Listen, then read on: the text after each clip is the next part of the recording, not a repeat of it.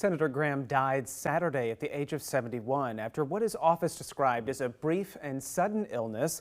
However, preliminary findings from the medical examiner indicate the cause was an aortic dissection due to heart disease.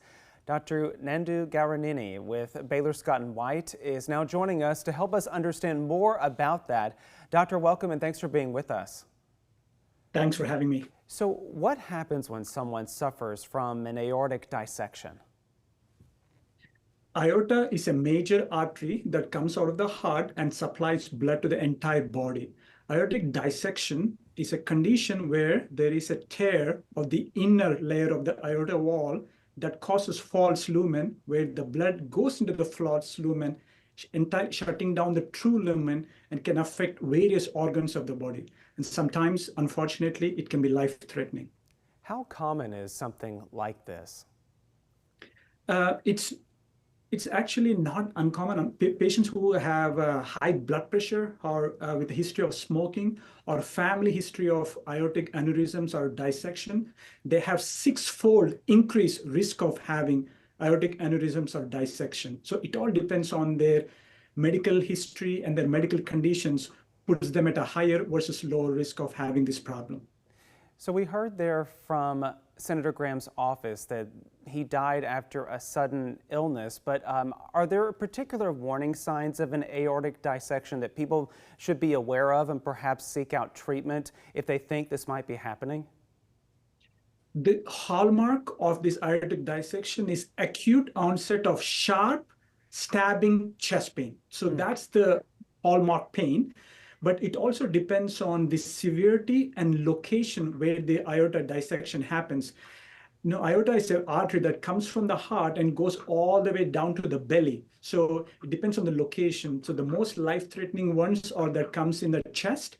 And if there is a severe, sometimes that can cause rupture of those aortas, that can be life-threatening. But if there are lesser severity, the initial warning symptoms will be a sudden onset of chest pain or back pain, and depends on the level of organ involvement. They can have a variety of symptoms all the way from minor stroke all the way to the legs, where the legs are not getting enough circulation. They can have an acute onset of leg pain, discoloration of the legs.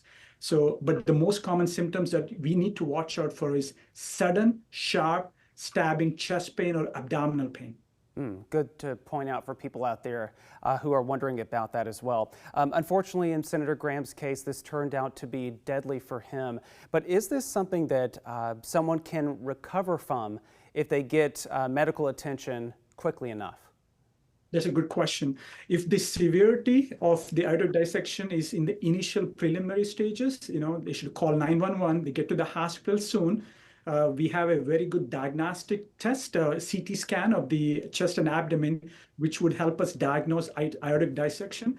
And depending on the extent and severity of the dissection, we have various treatment modalities. This can definitely be helped when the patient's present to the hospital in the initial stages. Some other people might wonder as well, how is an aortic dissection perhaps different from, say, a heart attack? Great question.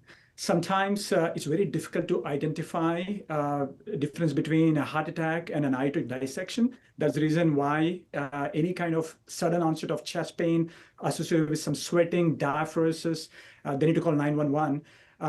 But if it's just a pain that extends all the way to the heart, it's very difficult to identify between those two. So the warning symptoms, anytime, any new onset sudden, call 911. As a cardiologist, is this something that you see very often in your own practices?